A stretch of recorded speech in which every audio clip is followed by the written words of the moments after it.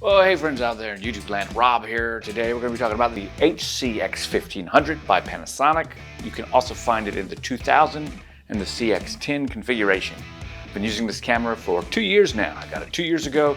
My last review was February 10th, 2022, and it is now February 24th, 2023. So we've had an additional year after my first year review. So this is my second year was last year, and now we're going on my third year. So it's not exactly 3 years since it's been out, but it's close to it. I'd like to share with you the things that I've experienced with this camera, why I like it, why I think it's a great camera for you guys that are out there, and kind of go over some of my most asked questions about the camera, because I still get asked questions about this camera all the time. This is 2023, and we're talking about the HCX 1500. As you know, before we jump into it, I got to give you the obligatory not sponsored statement. This is not a sponsored video. I do a lot of videos like this. I share with you the gear and equipment that I use so that you can make better choices. If you happen to find any of that helpful, use the Amazon links down below. I am an Amazon affiliate, and I do get a little kickback off of whatever you purchase, but you won't have to pay any extra for it. If you like film, if you need dish detergent, anything like that, anything you purchase through those links helps quite a bit.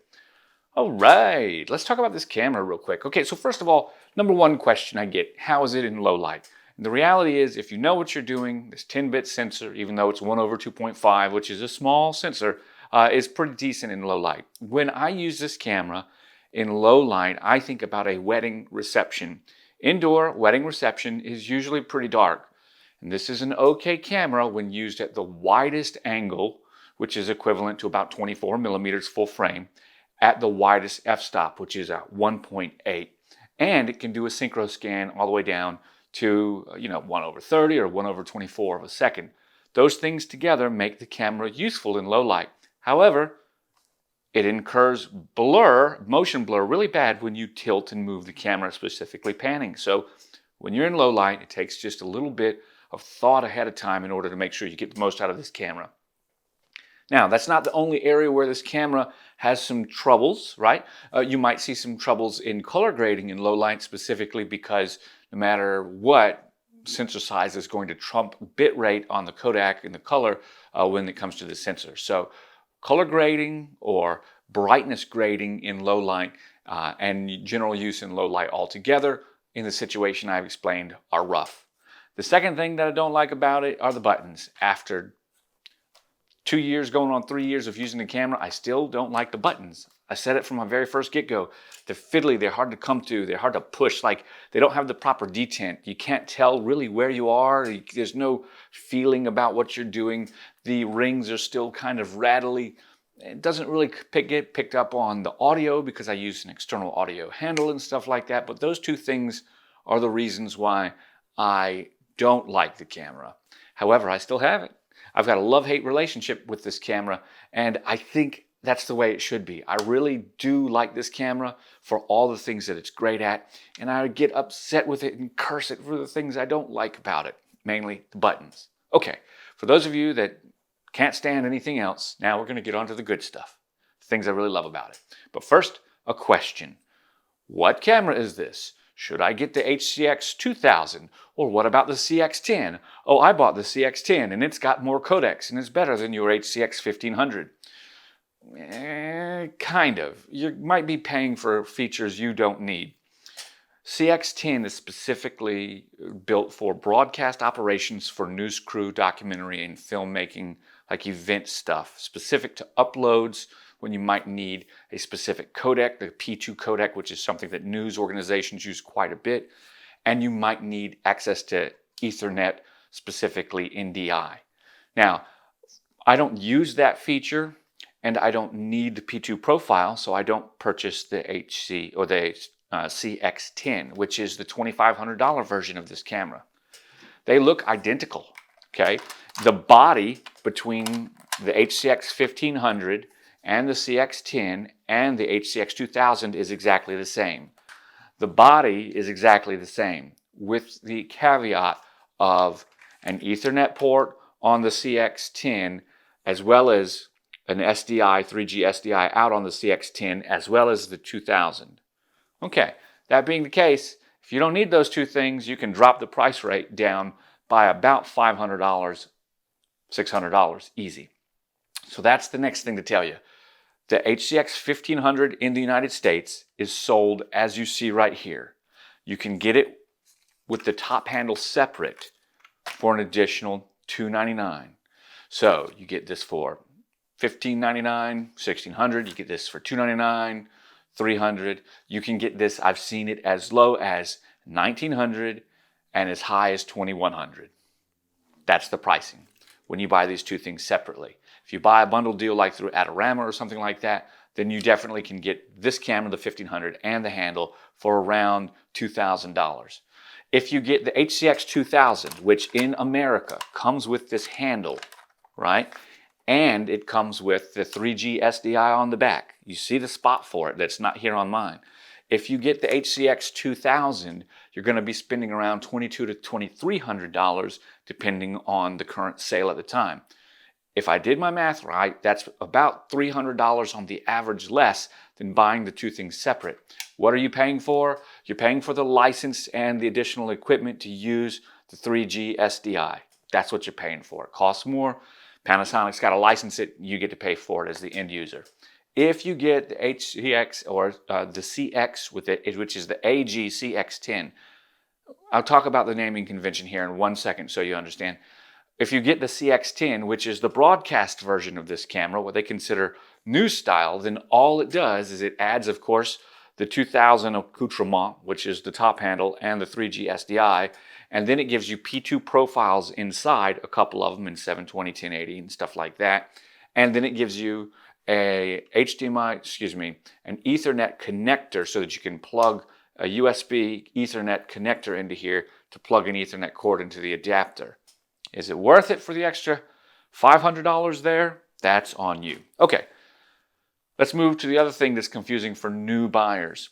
What are all these names? The HCX1500 in the base, or the HCX2000, or the AG CX10. I've done several videos on these, and the HC nomenclature was the hybrid consumer nomenclature that they used for their professional branded video products that weren't broadcast, generally lacking 3G SDI or NDI, but were more than the consumer little point and shoot type of things. In this category, you had things such as the HCX1. We have new updates to that, which is like the HCX2, the HCX20. But while you had that series, you also had another series called the UX. That was the same chassis as the HC series, the hybrid kind of consumer series, the prosumer series, but also it had some additional broadcast capabilities. But the highest broadcast capabilities were always reserved for the AG series. And the AG series had lots of different sensor sizes, but one of the babies, one of the darlings of the AG series was the 1/3, 2/3 type of sensor as the AG series progressed through the decades. Of course, it started off as a 1080p format, FHD, and then went up from there. So when you got to the AG series, you were in a very high broadcast rated series of camera to go up to cameras like today's DVX 2000, which has a micro 4/3 sensor from Panasonic in the camera and 8-bit codec, but that was like the top of the line of the AG series.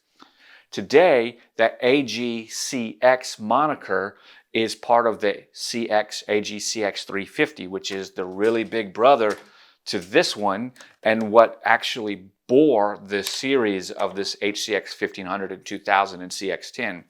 The CX350 is Panasonic's current flagship in that broadcast space, and it is several years old. I believe it's 4 years old as of right now. It might be going on 5. This camera is 3 years old, possibly going on 4. If I'm not mistaken, it might just be going on 3 instead of 4. It came out a little after the CX350. In any event, Panasonic got rid of the UX line completely and merged those lines with new capabilities in the HC series and left the AG series to the top. So now there's no intermediate. If you want broadcast stuff, you can find a little bit of that in the new HCX2, which has some broadcast capabilities. That being the case, your history lesson's over. We're 10 minutes into it. Thank goodness, right? It's crazy. Okay. So the other things about the camera. The camera still functions and operates great. I enjoy using it because it's small. I can take it with me wherever I want. I can pack it down, I can pack it in. It's got a great image stabilizer built right into it. I love the screen. The screen's a great screen, allows you to see nice and bright. 2, of course, memory card slots in there. Shoots 200 megabits per second. I've got beautiful color rendition and everything on this camera. I love the top handle. My favorite is the rocker. I don't like the buttons, but I enjoy the ease of access that I have to everything that I want. And I like that I can mount stuff easily on this top handle. It's very secure. So I build this sucker out with things like a YoloBox or lights and rigs and stuff like that. The top handle also has a light on it, which I find to be bright and very important. It's also dimmable. I don't know if you can see what I'm doing here, but you can dim it, which is useful. Now these hot shoes up here on the handle, they have some additional mounting points. They're cold shoes, I should say, and you've got one on the camera itself. When this comes off, you can pack it down. This is actually pretty easy to hold because you can hold it cradled underneath pretty simply. I find that when I have the handle attached to it, I like to carry it by the handle. That's just something you kind of get around because really, if this is small and it feels, you'll feel the micro jitters more than you will see them because of the image stabilization is extremely good. But you'll feel it. So I prefer to carry it underslung and kind of cradle it and look down at it almost like a waist level viewfinder rather than try to use it on my hand like that. That's how I prefer to use it when I'm handheld. Lots of times I'll put this actually on a gimbal. I'll put it on the Xenon Crane 3S, right? I got one of those and I love to zoom it on there. I plug it in and I have all my movements and stuff like that. The lens is a really great lens, 24 times zoom and 35 millimeter equivalent, which gets us out to 600 millimeters, which is really great all the way back to 24. The lens hood comes off to reveal a place where you can put filters, which is another way to kind of pack it down. So the smallest point of this camera, the smallest position that you'll see it in is like that. It's pretty nice. I take the eye cup off because it irritates me and I wear glasses and it's not very flexible. But you've also got an eye cup that can come out there. You can look and see. I don't like this viewfinder. It's pretty small and not very useful to me except for in certain situations. So I use it every once in a while, but not often at all. Probably maybe 10 times a year I might pull it out just to check something. When I think about the camera and I think about things I'm happy with, my UX180 or HCX1, the previous generation, which are going on 6 or 7 years old now, they don't have the ability to run both the screen as well as the EVF at the same time. This camera does, so I'm very thankful for that. The menu is a great menu that's on screen. It touches, it works well, it's bright, it feels good. Now, I also like the onboard microphone. Many people don't, but I do, especially if I'm not touching any of this stuff. It's in a nice place. It's kind of shielded. It is up top. So it's in a nice place considering it's not in the front where wind could pick up if it was blowing across. It's kind of hidden away a little bit. I don't use it very often, but in instances where I do, I find that it's got a pretty nice representable tone, especially when we're close enough to it. So if I'm doing a piece to camera, something real close and I had to use it and it wasn't windy, I would be okay. If I was hand holding the camera in any way, I would keep my hand away from everything except under the camera. I'd prefer to put it on a monopod or a tripod at that point. This is close here, so if you're doing any zooming and button pushing, you will hear the rattle on the camera, so it's no good for that.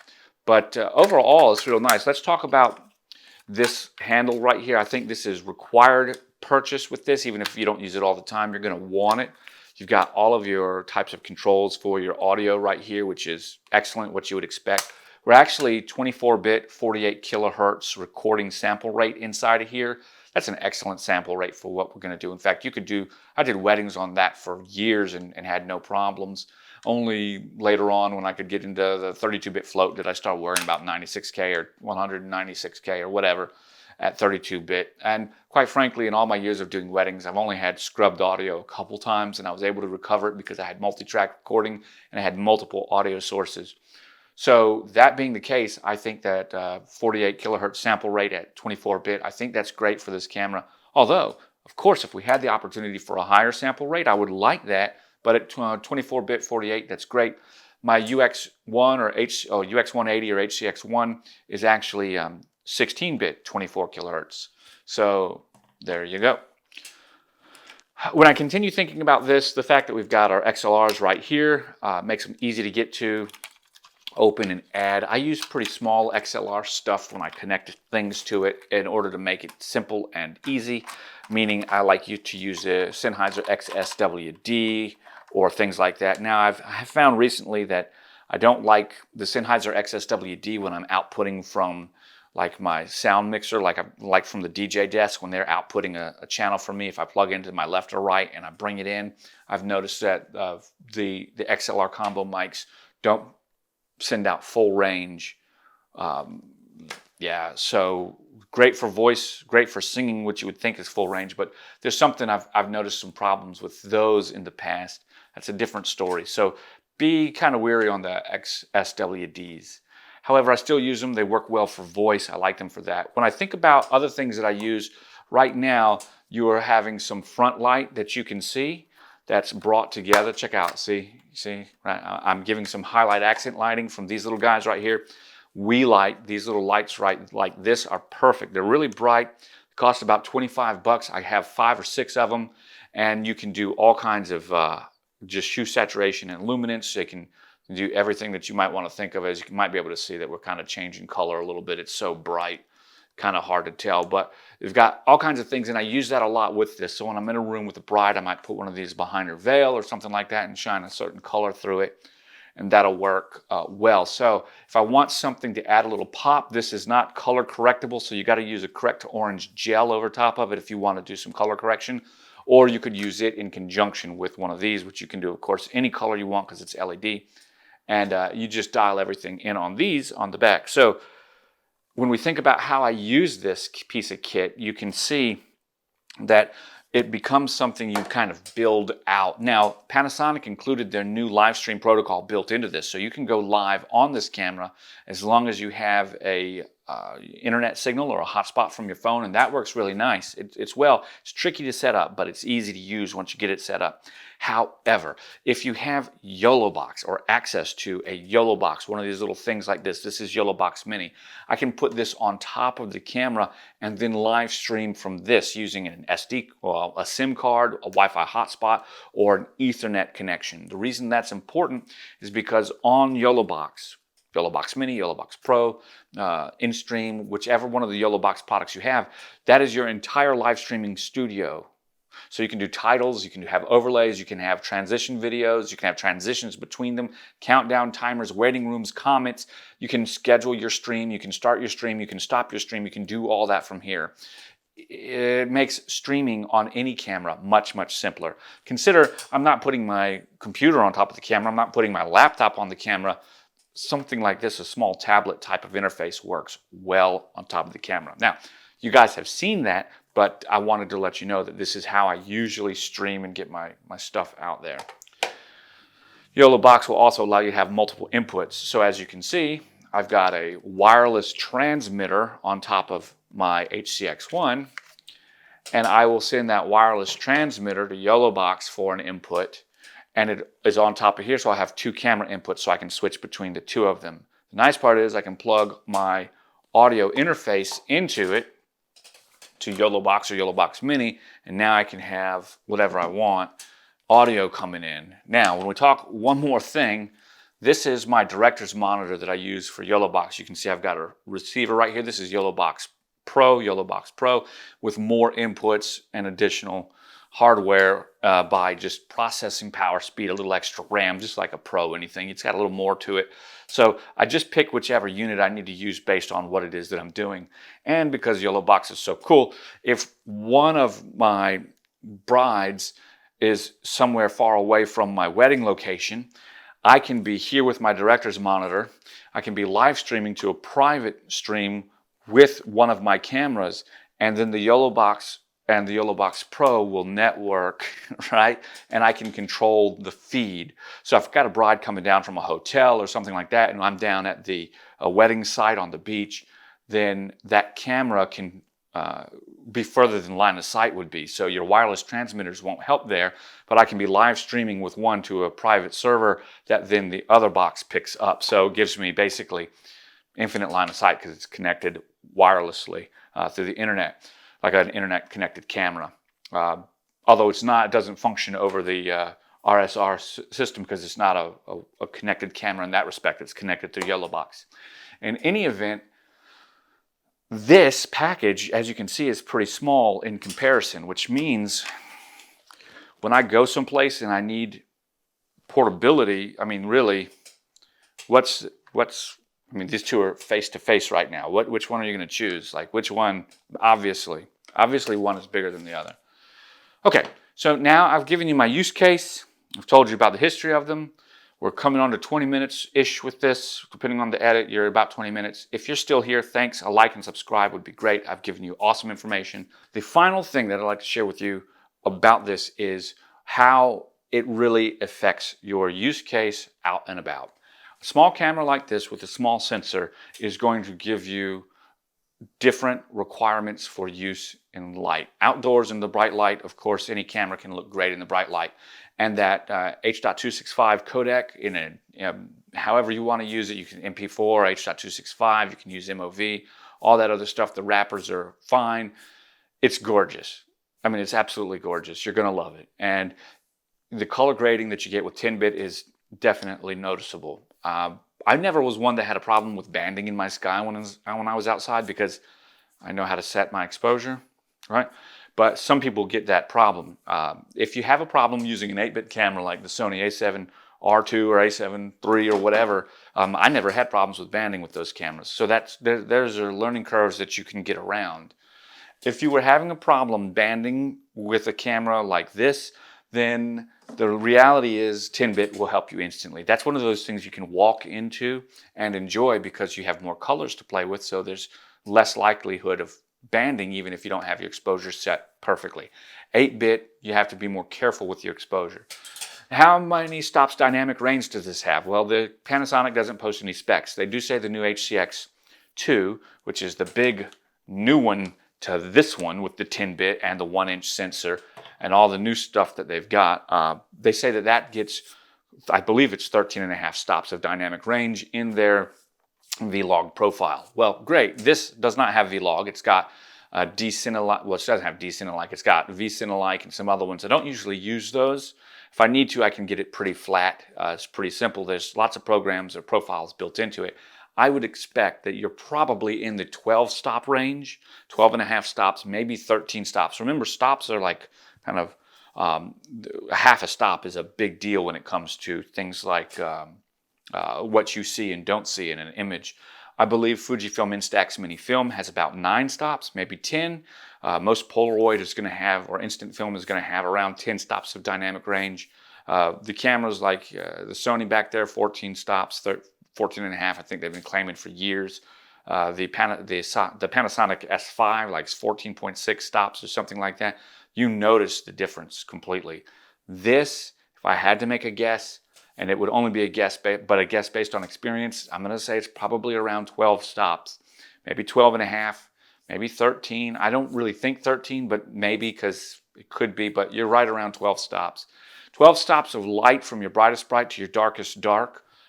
That's going to be a big difference than what I believe with my HCX1. I got to tell you, the 8-bit sensor on here, I think this was closer to 10.5 or 11 stops or 11.5 stops, 11.5, because with this camera, I have to be very much more mindful of my settings, even in the sunlight, specific with ND filters, before I would blow stuff out. I have to be very careful. And a great camera, a wonderful camera, but it's just something to know. With the Panasonic HCX1500, I feel like in my tests, I get more dynamic range. That's where I'm making that basis on. Low light. In low light, the sensor size trumps the 10-bit newer sensor. Even though this is older by about 4 years than this sensor and this camera is not as good in low light as this one. It's just that simple. Sensor size matters here. So for that being the case, how much does it matter? It's pretty significant in what I have seen if you don't take your time to set it right. So the way I think about these two cameras, outside in the daylight, I have to be as careful as setting this to make sure that I don't blow out my highlights or crush my blacks as I do with this camera, and I'm speaking of the HCX1500 or 2000 or CX10, at low light specific indoors. So I have to be just as careful about setting my low light inside with the HCX1500 as I do my bright outdoors outside with the HCX1. In those instances, I still feel like the extra color information you get from the 10-bit color on the HCX1500 is helpful, but not in a low light situation. I don't believe that it's giving me a lot of extra noticeable grading opportunity. So you need to make sure that you expose to get rid of the noise. Noise hides in the shadows. Expose so that you have less noise. Now, if you have the ability to use spill light of any kind, I'll say this again, you guys have seen my sunsets at the beach, you'll know I absolutely love the sunsets at the beach. Spill light and room light or environmental light is going to be your friend here, because in those instances you will be able to, well, simply use the environmental light with a spill light from cars oncoming or from neon signs and things like that, that will help really light the scene. And when I consider spill light, to define that, I consider that man-made light that can enter the scene or leave the scene or is mobile with the scene based on your movement. Meaning if you're walking down a street and you're passing street lamps, that's spill light. I would consider environmental light, light from the natural environment, a bright moon, reflections on the water, a sunny day, stuff like that. That's environmental light. So you have to kind of use those two differently and wisely when you're shooting with this in low light. Now, how do I shoot with this in low light? The final part right here. When I'm in low light, I try to keep my aperture as wide open as is possible, so I don't zoom. It's just I don't do it. It has a wide aperture, f1.8. It's got a wide lens, 24 millimeter, and I try to keep my decibels, my noise, my gain down below 10. That's what's really helpful. If needed, I'll add the light from here, but instead of doing that, I look for spaces specific to film that have spill light in that kind of environment. Wow, that's been a lot. Guys, I hope that you have found this helpful. If you have, please let me know down in the comments below.